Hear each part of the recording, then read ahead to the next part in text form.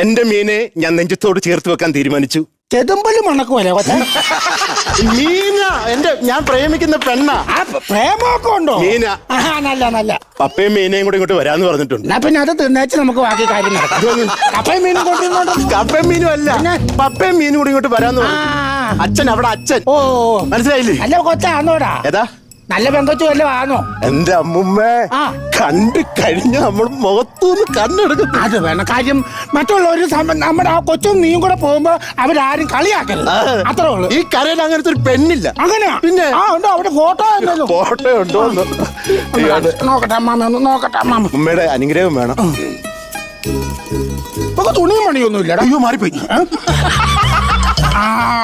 ഇത് കൊള്ളാം. നല്ല പെങ്കൊച്ച, നല്ല പെങ്കൊച്ച കേട്ടോ. നല്ല നല്ല പെണ്ണ, നല്ല പെണ്ണ.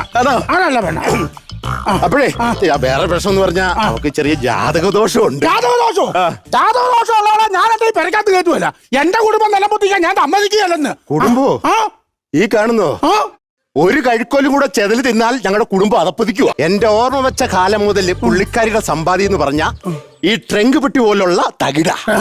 ഇതിൽ കൂടുതൽ വേറെ എന്തെങ്കിലും കയ്യിലിരിപ്പുണ്ടോ? ഇല്ല, ഞാൻ ഇവിടെ കേട്ടിട്ടില്ല. അതേ എനിക്ക് പറയാൻ പറ്റുള്ളൂ. വേറെ നിസ്സാര കേസ് കിട്ടും. അത് ഞാനിപ്പോ പൂജാരിയുടെ അടുത്ത് അന്വേഷിച്ചു.